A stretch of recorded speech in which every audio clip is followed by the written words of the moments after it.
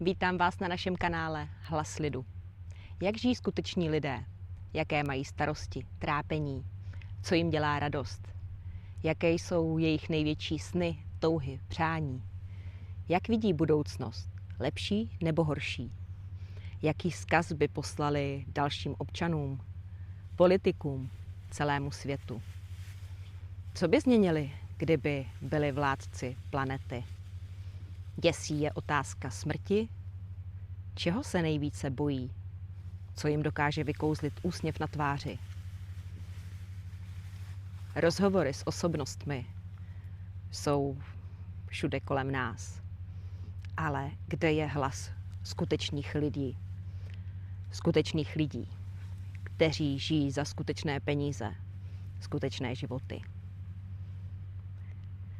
Klikněte na odběr, ať vám neuniknou nové myšlenky a rozhovory. Na ulici, v obchoďáku, u vody, kdekoliv.